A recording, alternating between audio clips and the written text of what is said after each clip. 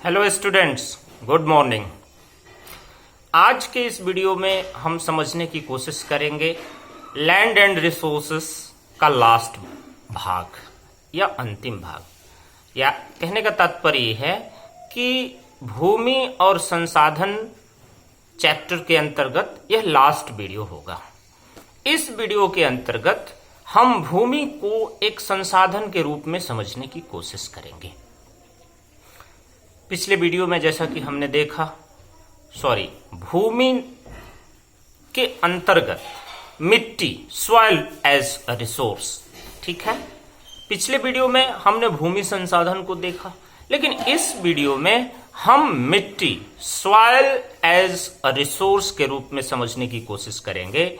मिट्टी क्या होती है, मिट्टी का हमारे जीवन में क्या महत्व है, मिट्टी की क्या उपयोगिता होती है, मिट्टी के कितने प्रकार होते हैं, इत्यादि सवालों के जवाब हम इस वीडियो में खोजने की कोशिश करेंगे।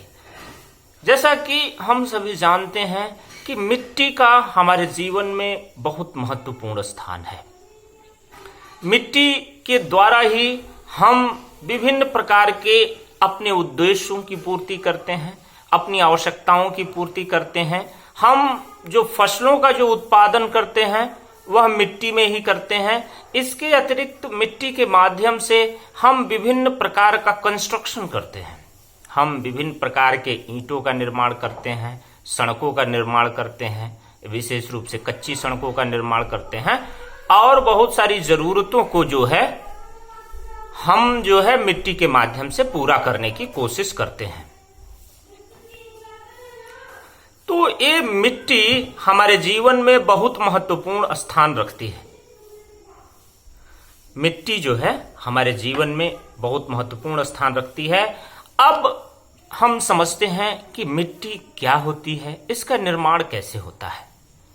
हम सभी जानते हैं कि मिट्टी के निर्माण की प्रक्रिया काफी लंबी होती है।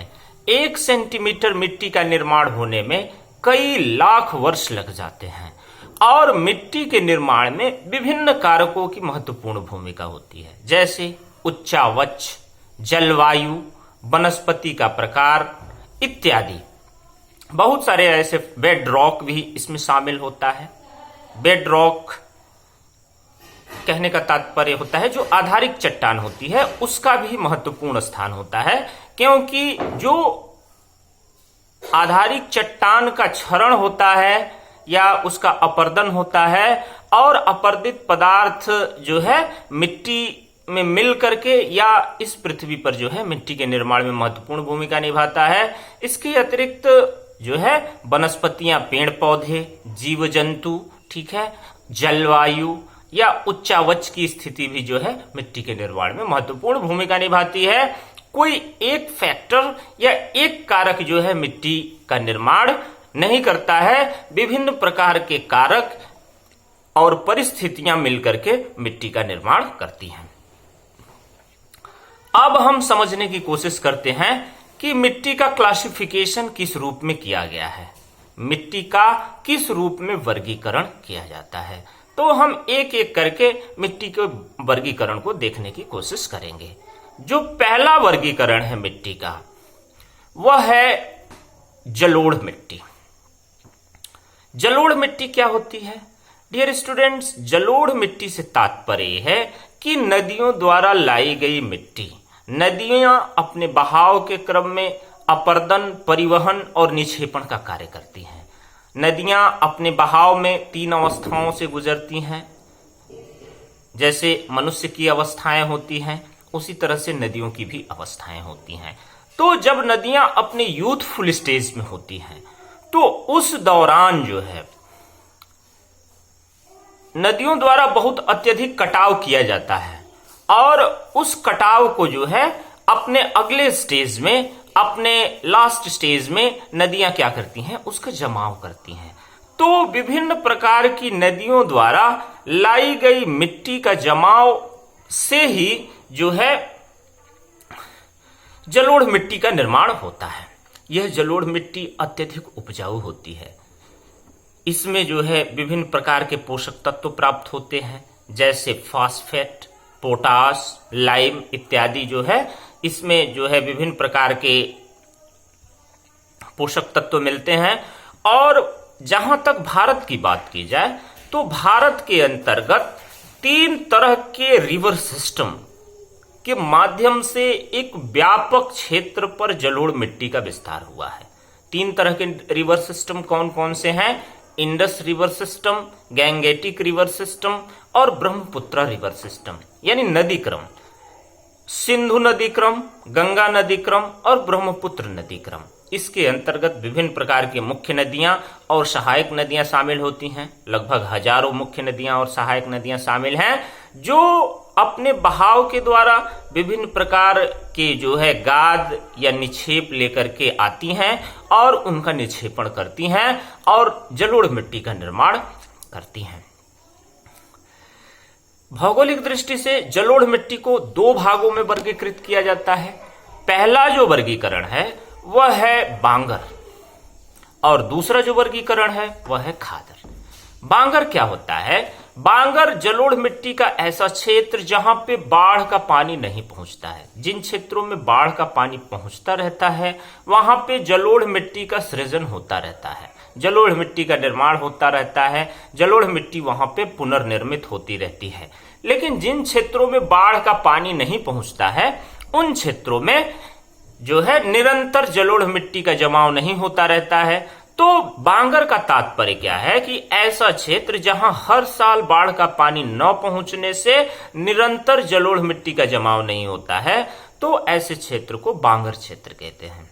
खादर क्षेत्र, खादर क्या होती है? जलोढ़ मिट्टी, खादर मिट्टी ऐसी मिट्टी होती है जहां पे निरंतर जो है बाढ़ के पानी पहुंचता रहता है और निरंतर जलोढ़ मिट्टी का जमाव होता रहता है। और यह मिट्टी जो होती है यह कृषि की दृष्टि से अत्यधिक उपजाऊ होती है। अगली जो मिट्टी है वह है काली मिट्टी। काली मिट्टी को रेगुर मिट्टी भी कहते हैं। यह मिट्टी विशेष रूप से उन क्षेत्रों में पाई जाती है जहां पे ज्वालामुखी उद्गार के क्षेत्र होते हैं। जिन क्षेत्रों में ज्वालामुखी उद्गार ज्यादा हुए हैं उन क्षेत्रों में काली मिट्टी का जो है जमाव अधिक हुआ है। तो विशेष रूप से दक्षिण भारत के क्षेत्र, उड़ीसा, छत्तीसगढ़, मध्य प्रदेश के कुछ क्षेत्र, पंजाब हरियाणा के क्षेत्र, महाराष्ट्र गुजरात के क्षेत्र, विभिन्न क्षेत्रों में काली मिट्टी का जमाव हमें देखने को मिलता है।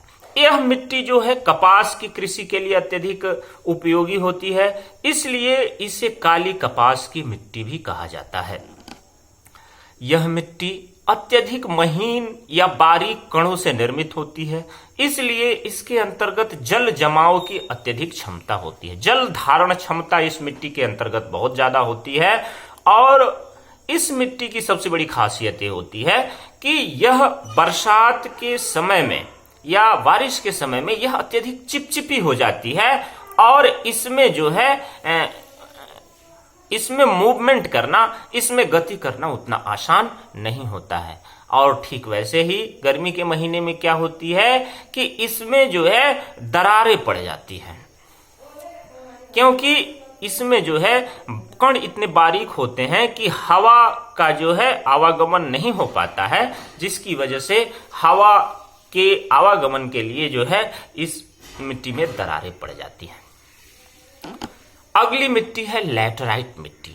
लैटराइट मिट्टी, लैटराइट जो वर्ड है, लैटराइट जो शब्द है वह लैटिन भाषा के शब्द लैटर से बना हुआ है। लैटर का अर्थ होता है ईंट, ईंट जिससे घरों का निर्माण होता है। तो यह मिट्टी जो होती है यह ईंट के निर्माण के लिए अत्यधिक उपयोगी होती है।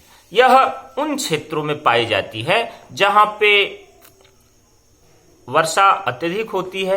वर्षा अत्यधिक होने के कारण निछालन की प्रक्रिया जिन क्षेत्रों में अत्यधिक होती है उन क्षेत्रों में जो है यह मिट्टी अत्यधिक पाई जाती है। अगली जो मिट्टी है वह है लाल और पीली मिट्टी। लाल और पीली मिट्टी उन क्षेत्रों में पाई जाती है जहां पे वर्षा कम होती है, वर्षा की मात्रा कम होती है। उन्हीं क्षेत्रों में विशेष रूप से लाल एवं पीली मिट्टी पाई जाती है। और यह मिट्टी जो है दोनों क्षेत्रों में, ट्रॉपिकल एंड सब ट्रॉपिकल दोनों क्षेत्रों में पाई जाती है, जहां की वर्षा की मात्रा कम होती है, और यह मिट्टी कृषि की दृष्टि से उतनी उपजाऊ नहीं होती है। अगली जो मिट्टी है वह है बलुई मिट्टी। बलुई मिट्टी विशेष रूप से उन क्षेत्रों में पाई जाती है जहां 25 सेंटीमीटर से कम वर्षा होती है या वर्षा अत्यधिक कम होती है। वर्षा अत्यधिक कम होने की वजह से बलुई रेगिस्तानी क्षेत्र जो है विकसित हो जाता है और इन क्षेत्रों में बलुई मिट्टी पाई जाती है। इन क्षेत्रों में कैल्शियम के संग्रंथन या कंकड़ पाए जाते हैं, छोटे छोटे कण पाए जाते हैं। यह मिट्टी कृषि की दृष्टि से अत्यधिक अनुपजाऊ होती है, यह कृषि की दृष्टि से उपजाऊ नहीं होती है। इसमें जल धारण क्षमता अत्यधिक कम होती है, क्योंकि इसमें जो है जल को रोकने की क्षमता बिल्कुल भी नहीं होती है, क्योंकि इसमें जो है जो जल होता है वह तेजी से जो है मिट्टी के निचले स्तर में पहुंच जाता है, क्योंकि इसके जो कण होते हैं काफी मोटे होते हैं। तो ऐसी मिट्टी जो है कृषि की दृष्टि से बिल्कुल भी उपजाऊ नहीं होती है। अगली जो मिट्टी होती है वह वनीय मिट्टी, फॉरेस्ट सॉइल। फॉरेस्ट सॉइल का तात्पर्य क्या है कि यह मिट्टी पहाड़ी और पठारी क्षेत्रों में पाई जाती है। उन क्षेत्रों में पाई जाती है जहां पे वनों की सघनता ज्यादा होती है। हम विशेष रूप से ये देखते हैं कि जिन क्षेत्रों में जो क्षेत्र पर्वतीय और पठारी होते हैं वहां विशेष रूप से वन पाए जाते हैं, और जो है इस मिट्टी में जो है अत्यधिक, कहने का तात्पर्य होता है कि उसका निक्षेप होता रहता है, उसका जमाव होता रहता है, वनस्पतियों का जो है जमाव होता रहता है, जिसकी वजह से यह जो है यहाँ पे कुछ प्रतिशत में ह्यूमस ज्यादा मात्रा में पाया जाता है। लेकिन वास्तव में चूंकि यह मिट्टी जो होती है वह कृषि की दृष्टि से उपजाऊ इसलिए नहीं होती है क्योंकि यहाँ पे जो है पहाड़ी और पठारी क्षेत्र होने के कारण मिट्टी का पर्याप्त विकास नहीं हुआ रहता है, इसलिए कृषि की उपजाऊ की दृष्टि से यह भी जो है मिट्टी अनुपयुक्त होती है। अब हम बात करते हैं मृदा का अपर्दन और मृदा का संरक्षण का। मृदा अपर्दन क्या होता है? मृदा अपर्दन का तात्पर्य होता है कि मृदा का कटाव होना। विभिन्न प्राकृतिक और मानवीय गतिविधियों की वजह से मृदा निरंतर अपर्दित होती रहती है, और मृदा का अपर्दन कृषि की दृष्टि से बेहद हानिकारक होता है, क्योंकि मिट्टी के ऊपर जो उपजाऊ परत होती है वह मृदा के अपर्दन के कारण बहकर कहीं और चली जाती है और किसानों को अत्यधिक हानि उठानी पड़ती है। तो मृदा अपर्दन के क्या क्या घटक हैं, क्या क्या कारक हैं? तो मृदा अपर्दन के कुछ प्राकृतिक कारक हैं, कुछ मानवीय कारक हैं। तो मृदा अपर्दन के प्राकृतिक कारक कौन कौन से हैं? मृदा अपर्दन के प्राकृतिक कारक हैं जैसे वर्षा। वर्षा से क्या होता है कि वर्षा जब पहली बारिश होती है या जब बारिश होनी शुरू होती है तो सीट इरोजन होता है। सीट इरोजन का तात्पर्य क्या है कि जो है वह चादर नुमा अपर्दन होता है। मिट्टी, एक व्यापक क्षेत्र की मिट्टी की ऊपरी परत बहती है, लेकिन धीरे धीरे गली इरोजन होता है। गली इरोजन का तात्पर्य क्या है कि एक नालिका या नाली की तरह संरचना निर्मित हो जाती है, और सीट इरोजन से ज्यादा व्यापक स्तर पर जो है मृदा का अपर्दन होता रहता है। तो इस तरह से वर्षा जो है मृदा अपर्दन में एक महत्वपूर्ण भूमिका निभाती है। भारत का चंबल का क्षेत्र, जिसे रेवाइन कहा जाता है, यह गली इरोजन से अत्यधिक प्रभावित क्षेत्र है, इसीलिए इसे बैडलैंड टोपोग्राफी कहा जाता है। यह कृषि की दृष्टि से बेहद अनुपयुक्त क्षेत्र है। यहाँ पे बहुत से बीहड़ विकसित हो गए हैं, इसलिए इसे बैडलैंड टोपोग्राफी कहा जाता है। इसके अतिरिक्त जो है विभिन्न प्रकार की नदियों में आने वाले बाढ़ से भी मृदा का अपर्दन होता है। जिन क्षेत्रों में नदियों में बाढ़ आता है तो निरंतर जो है बाढ़ की वजह से मृदा अपर्दित होती रहती है। बेशक मृदा का निर्माण होता है बाढ़ की वजह से, लेकिन मृदा का व्यापक स्तर पर कटाव भी होता है। नदियां अपनी घाटियां निरंतर विस्तृत करती रहती हैं, जिसकी वजह से मृदा अपर्दन होता है और मृदा का कटाव होता रहता है। तो बाढ़ से भी जो है मृदा का अपर्दन होता है, और और बहुत सारे कारक हैं, जैसे हवा से भी मृदा का व्यापक स्तर पर अपर्दन होता है, और समुद्री तरंगों से भी जो है या समुद्री लहरों से भी जो है मृदा का व्यापक स्तर पर अपर्दन होता है। मानवीय गतिविधियों की बात की जाए तो अतिशय चराई मृदा अपर्दन में महत्वपूर्ण भूमिका निभाती है।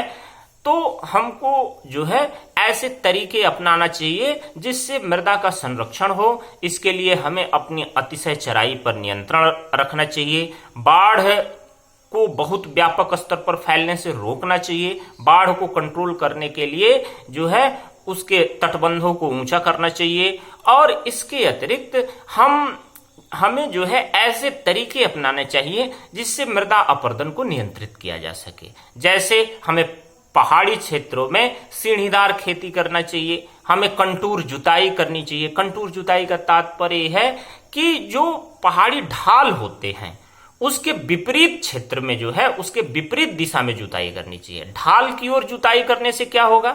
ढाल की ओर जुताई करने से ये होगा कि मृदा का अपर्दन आसानी से होगा।